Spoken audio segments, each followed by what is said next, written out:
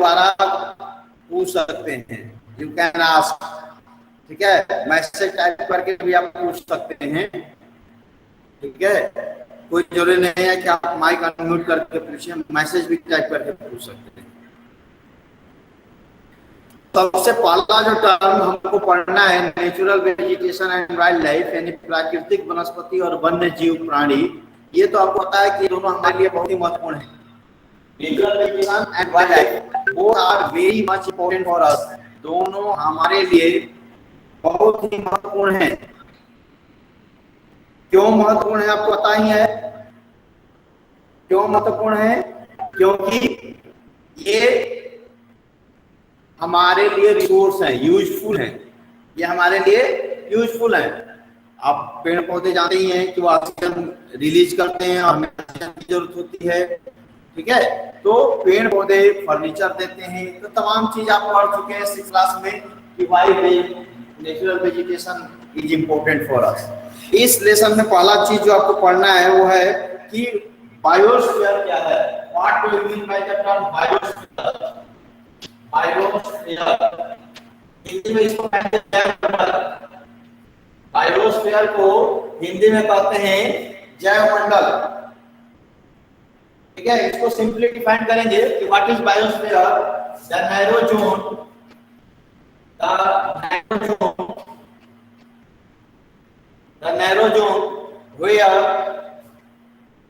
the narrow zone where lithosphere,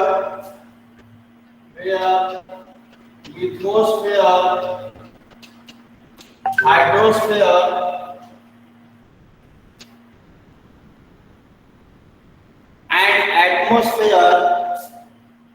and atmosphere meet each other,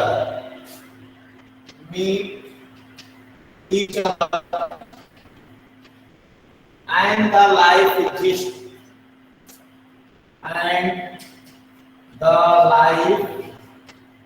exists,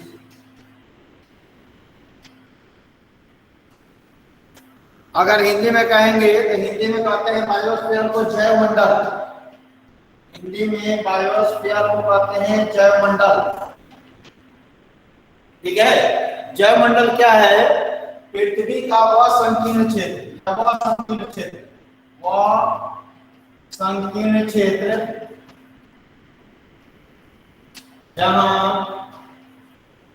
स्थल मंडल,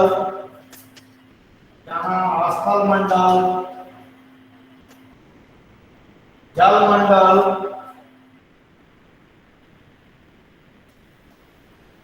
और वायुमंडल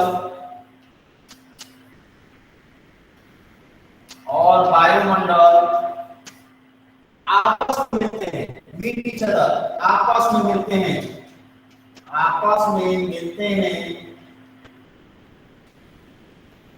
और जहां जीवों की उत्पत्ति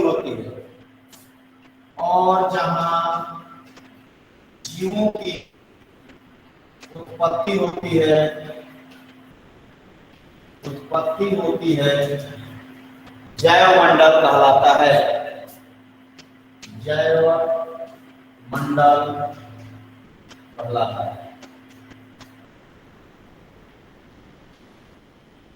It is the definition of biosphere is English and Hindi। English और हिंदी में बायोस्फीयर का डेफिनेशन है। एक बार फिर से देख लीजिए। फर्स्ट ऑफ ऑल इंग्लिश, जो बच्चे इंग्लिश में थोड़ा ध्यान देंगे, what is biosphere? Simple you can define that it is a narrow zone of या it is a narrow zone where lithosphere, hydrosphere and atmosphere, तीनों, लिथोस्फीयर स्थल मंडल जिस पर हम लोग रहते हैं, हाइड्रोस्फीयर पानी का मंडल, जल, नदियां, तालाब, ये सब क्या है? समुद्र, ये सब part of the hydrosphere and atmosphere. ये तीनों जहां मिलते हैं, जहां तीनों मिलेंगे वहां जीवन होगा। क्यों? क्योंकि जीवन के लिए ये तीनों ही परिस्थितियां बहुत जरूरी है। All the three situations are very much important for the life. So the life exists only that place where lithosphere, hydrosphere and atmosphere meet each other, and that narrow zone where these three, lithosphere, hydrosphere and atmosphere meet each other, that is known as biosphere. That is known as biosphere. उसी को जैवमंडल कहते हैं। हिंदी में देखिए, वह संकीर्ण क्षेत्र जहां स्थल मंडल, जल मंडल और वायुमंडल ये तीनों आपस में मिलते हैं। यानी ये बहुत एक नैरो बेल्ट होता है, बहुत ज्यादा जगह नहीं है, ठीक है। सबसे आसान भाषा में समझिए, जहां हम लोग रह रहे हैं, वेयर वी आर लिविंग, ठीक है, इसे ही हम बायोस्फीयर कहते हैं। जहां पेड़ पौधे जीव जंतु हम लोग हैं, तो हमारा ये जो परिवेश है इसको बायोस्फीयर कहते हैं। Why? Because all the three, lithosphere, hydrosphere and atmosphere meet each other. क्योंकि हमें भूमि की भी जरूरत है, मकान बनाने के लिए, फैक्ट्री स्थापित करने के लिए, एग्रीकल्चर वर्क के लिए, किसी भी काम के लिए, कोई भी आप काम करेंगे, that is very much important. Land is very much important. तो लैंड की जरूरत है तो लिथोस्फीयर हो गया। हाइड्रोस्फीयर, जल हमारे लिए जानते हैं आप कितना जरूरी है, हाइड्रोस्फीयर एंड एटमॉस्फेयर। एटमॉस्फेयर भी जरूरी है, ना होगा तो सांस नहीं ले पाएंगे, ऑक्सीजन की किल्लत होगी। अभी देखिए कोरोना में ऑक्सीजन की किल्लत हुई तो कितने लोग मर गए, ठीक है। क्यों? क्योंकि ऑक्सीजन प्राण वायु है, जीवन जीने के लिए हमें चाहिए। अगर 3-4 मिनट नहीं मिला तो राम नाम सत्य हो जाएगा। तो एटमॉस्फेयर यानी ऑक्सीजन खास करके जरूरी है, वायुमंडल हमारे लिए बहुत जरूरी है। तो ये तीनों चीजें जहां मिलती हैं उसको हम बायोस्फीयर कहते हैं। और वहीं पर जहां तीनों मिलेंगे वहीं जीव की उत्पत्ति होगी, वहीं जीव जंतु रहेंगे, क्योंकि जीवन के लिए तीनों ही परिस्थितियां जरूरी है। तो इसे जैवमंडल कहते हैं। Any doubt from biosphere? You can write your message. आप मैसेज लिखिए, हमें स्क्रीन पे दिखेगा और हम उसको रिस्पॉन्ड करेंगे। माइक अनम्यूट करने की जरूरत नहीं है, आप आसानी से अपना मैसेज लिख सकते हैं। बायोस्फीयर समझ में आया? यस और नो?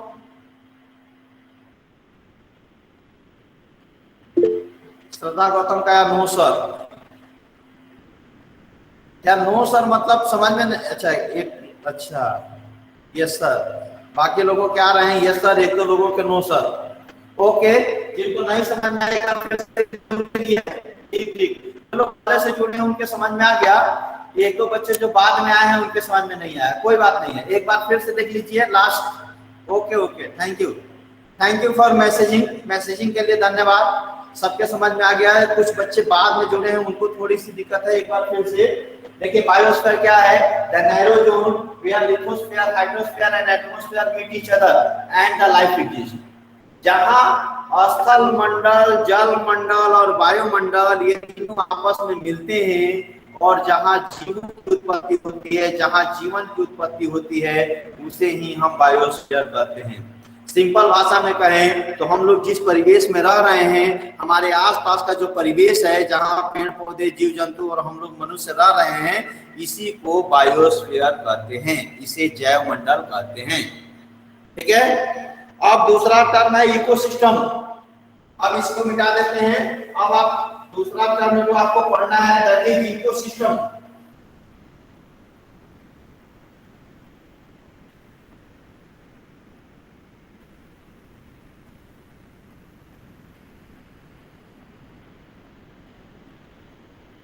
इकोसिस्टम को परितंत्र कहते हैं, दैट इज इकोसिस्टम। इकोसिस्टम को हिंदी में परितंत्र कहेंगे। सबसे पहले इंग्लिश में डेफिनेशन देख लीजिए, फिर उसको हिंदी में लिखवा देंगे।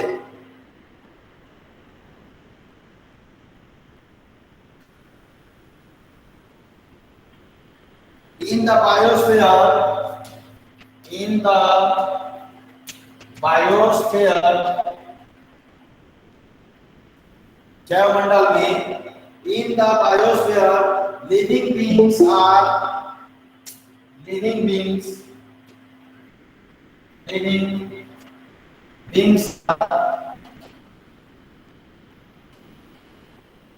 interdependent. Living beings are interrelated and interdependent, interrelated and interdependent, interrelated and interdependent, interrelated and interdependent. In the biosphere, living beings are interrelated and interdependent on each other, on each other, each other for their survival, for their survival. In the biosphere, living beings are interrelated and interdependent on each other for their survival. These life support system, these life support system, these life support system is known as ecosystem.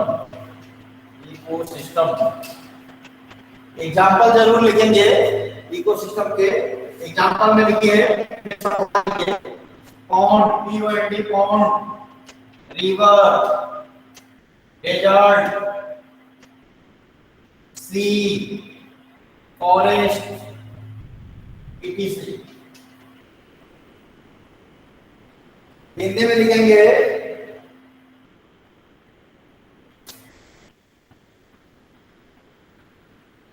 इसको परितंत्र कहते हैं। परितंत्र हिंदी में लिखेंगे, ecosystem को लिखेंगे परितंत्र।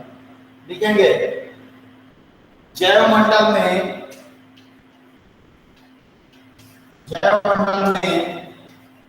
रहने वाले जीव जंतु और पादप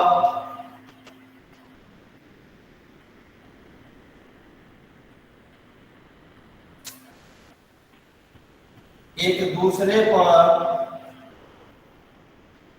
निर्भर करते हैं।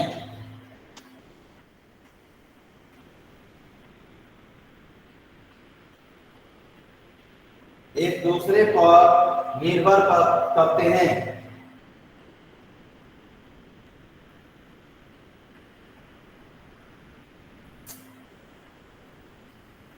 उस तंत्र को हम परितंत्र कहते हैं।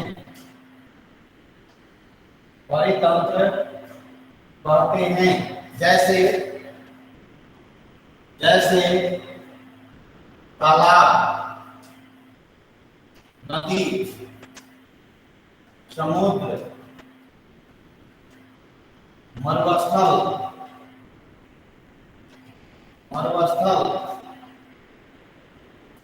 नदी, तालाब, समुद्र, मरुस्थल, वन।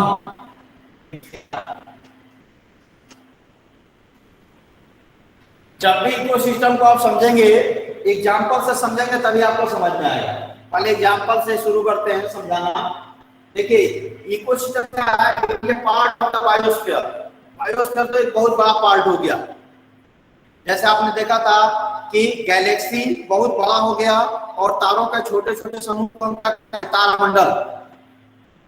ठीक है, तो कई सारे तारामंडल मिलते हैं तब गैलेक्सी बनता है। वैसे ही परितंत्र छोटा पार्ट हो गया इकोसिस्टम।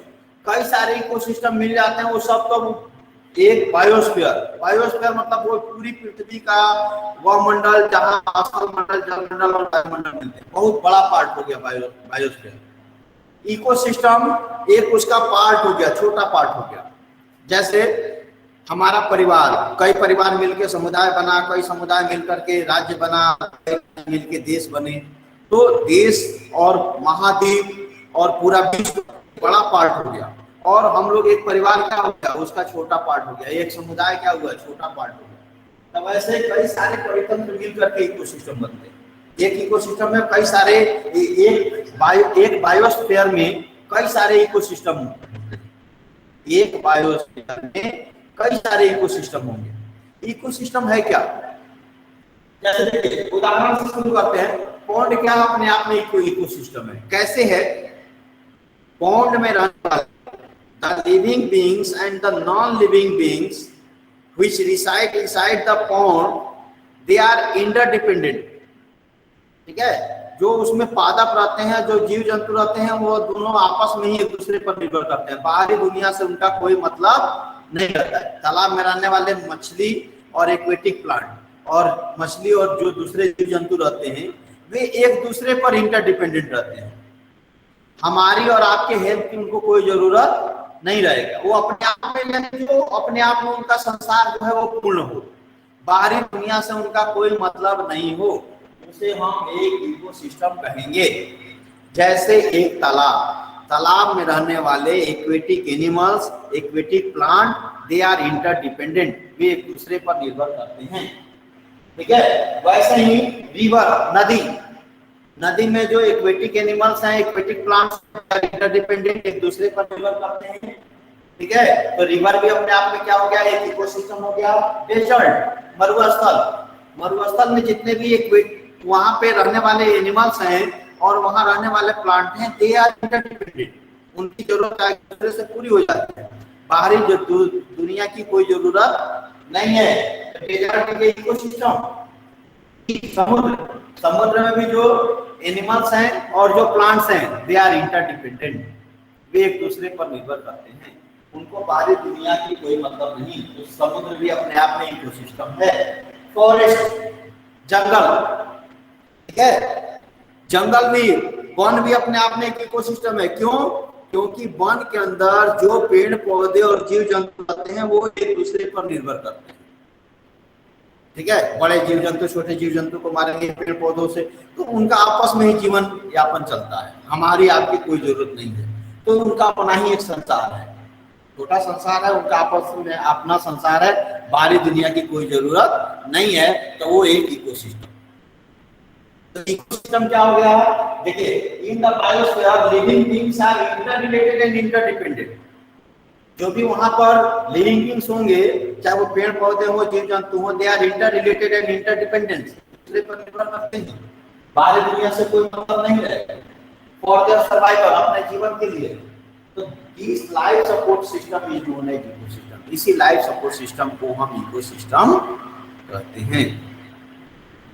क्लियर हुआ ecosystem? Write your message. Ecosystem, yes sir, very good.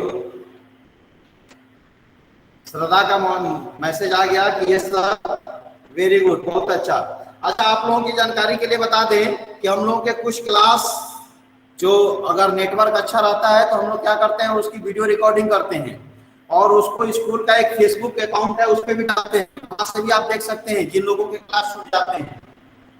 ठीक है, तो आप वहां से भी देख सकते हैं, या जैसे आज का क्लास रिकॉर्डिंग कर रहे हैं, इसको डाल देंगे तो जिन लोगों का छूट गया है, जिन लोगों को समझ में नहीं आया है, तो आप वहां से इसे फिर से देख सकते हैं एक बार। ठीक है, अपने लाइव क्लास को आप देख सकते हैं उस समय, बाद में रिकॉर्डेड क्लास को। ओके, नाउ अब हम लोग हेडिंग डालेंगे conservation, method for conservation of natural resources. Method for conservation of natural resources.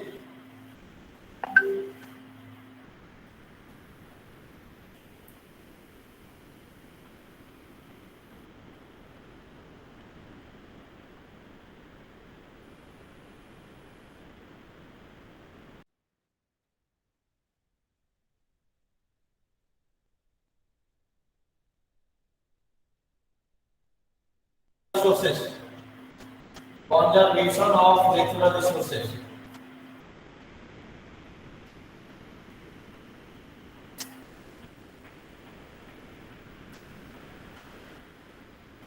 प्राकृतिक वनस्पतियों का संरक्षण। क्वेश्चन आएगा कि प्राकृतिक वनस्पतियों के संरक्षण के उपाय बताइए। प्राकृतिक वनस्पतियों और वन्य जीवों का संरक्षण।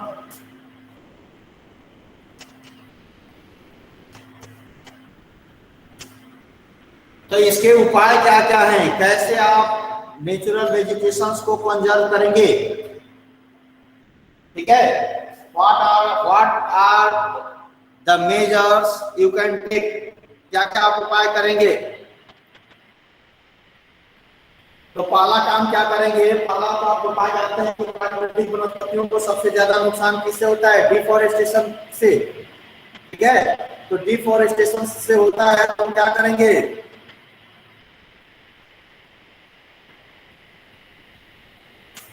पहला उपाय करेंगे एफोरेस्टेशन।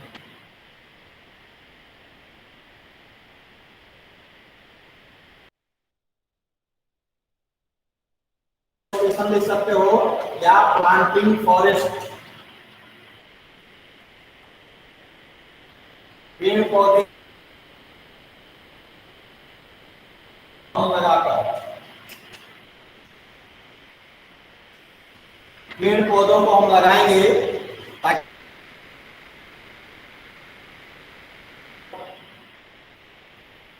ठीक है। दूसरा, पेड़ पौधों को सबसे ज्यादा नुकसान होता है वो कंस्ट्रक्टिव वर्क से होता है, माइनिंग के कारण, सड़क बनाना है, फैक्ट्री स्थापित करना है। ठीक है, तो हम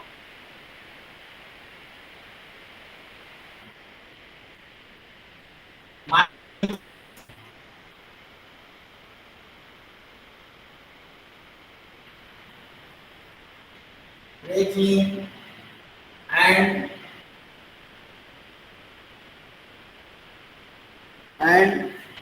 construction work,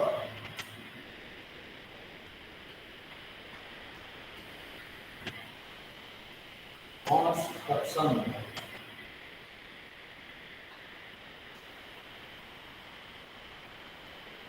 कंस्ट्रक्शन वर्क पे भी रोक लगाएंगे, जो हम लोग विकास के लिए निर्माण कार्य पे, यानी इसको लिख सकते हैं कंट्रोल और माइनिंग, पशुपालन एवं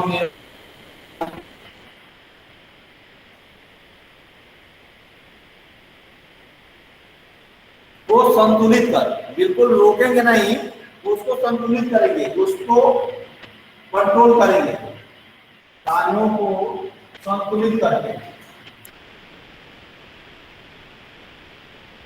क्योंकि अगर बिल्कुल रोक देंगे तो कंट्रोल करेंगे, उसको संतुलन में लाएंगे। ठीक है, माइनिंग करेंगे तो माइनिंग प्रॉपर वे होना चाहिए, ज्यादा एक्सेस ग्रेजिंग नहीं होना चाहिए। ठीक है, कंस्ट्रक्शन वर्क में कम से कम प्लांट को नुकसान, हम प्लांट को काटते हैं तो उतने प्लांट को हम, इसके अलावा हम क्या करते हैं गवर्नमेंट के द्वारा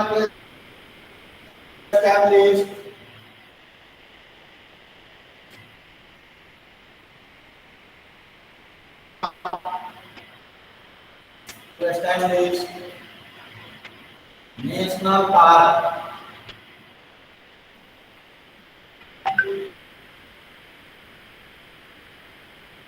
and wildlife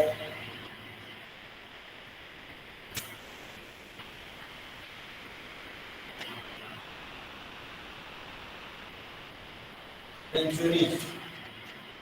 हिंदी में कहेंगे राष्ट्रीय पार्कों की स्थापना करके, हिंदी में लिखेंगे राष्ट्रीय पार्क,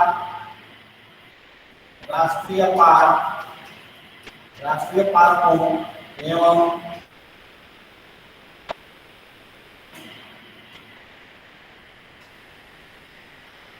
की स्थापना करके।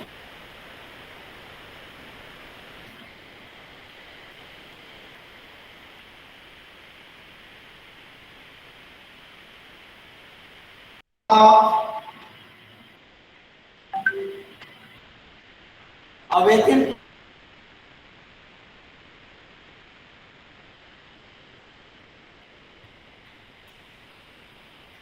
to start awaken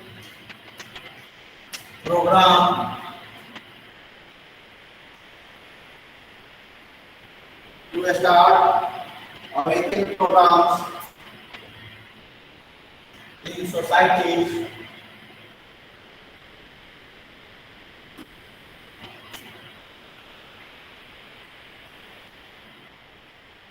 विद्यालयों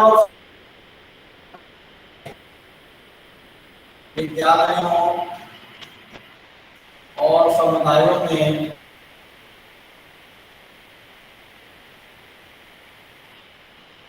जागरूकता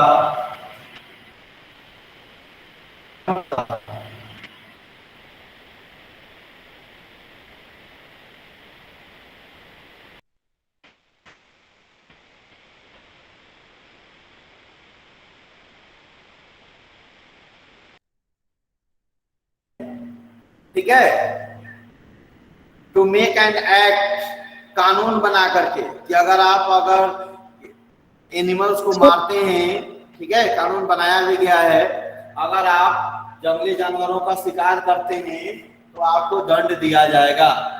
तो इस प्रकार से गवर्नमेंट के द्वारा कानून बना करके, बाय मेकिंग लॉ, ठीक है, इसके द्वारा भी कंजर्व किया जाता है। आपको याद होगा, ठीक है, कि सलमान खान के ऊपर कौन सा केस चला, काले हिरण का शिकार, ठीक है, जब शूटिंग के दौरान वो राजस्थान गए थे, उन्होंने काले हिरण का शिकार किया था, ठीक है, ये उनके ऊपर आरोप लगा था, ठीक है, आरोप लगा था। तो जब आरोप लगा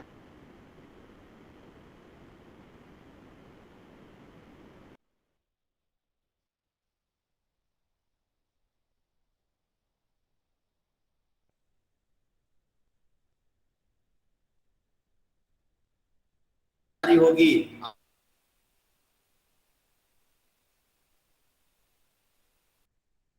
वन्य जीवों के खिलाफ, वन्य जीवों के फेवर में, देखिए पहले क्या क्या उपाय करेंगे, लगा के, वृक्ष लगा के, वन रोप के करके, एफॉरेस्टेशन करके, क्योंकि डिफॉरेस्टेशन से पेड़ पौधों को नुकसान पहुंच सकता है, तो हम क्या करेंगे, एफॉरेस्टेशन करेंगे, प्लांटिंग करेंगे फॉरेस्ट को। दूसरा, कंट्रोल ऑन माइनिंग, क्योंकि माइनिंग सबसे ज्यादा खतरनाक है, फॉरेस्ट को खत्म करता है। खनिज पाए जाते हैं, देखते हो कि सिंगरौली बेल्ट में जब खनिज पाए जाते हैं तो क्या होता है, पूरे एरिया की सफाई होती है, वहां का मिट्टी हटाया जाता है, उस मिट्टी को कहीं और रखा जाता है, तो जहां रखा जाएगा वहां का भी लैंड डिग्रेड होगा। तो माइनिंग बड़े पैमाने पे क्या करता है, प्राकृतिक वनस्पतियों को, तो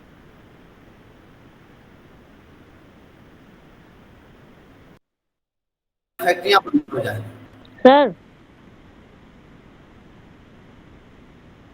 ये मत लिखना कि स्टॉप माइनिंग, यहाँ स्टॉप की जगह क्या लिखेंगे, कंट्रोल। स्टॉप और कंट्रोल दोनों अलग अलग चीजें हैं। स्टॉप मतलब बिल्कुल देना, प्रतिबंधित कर देना, दायरे में करेंगे, जितना बहुत जरूरी होगा उतना करेंगे, उसको प्लांट वे में करेंगे ताकि कम से कम वनस्पतियों को नुकसान पहुंचे, ठीक है। वहां से निकलने वाले जो रॉ मटेरियल्स हैं उसको बहुत जगह मिट्टी को निकालता है और एक के ऊपर एक पहाड़ बनाते हुए ऊपर देता है, उस मलबे को एक के ऊपर एक रख करके आर्टिफिशियल एक माउंटेन्स क्रिएट करने का तरीका। यानी हम वहां हजारों एकड़ जमीन बर्बाद हो जाए, एक के ऊपर एक,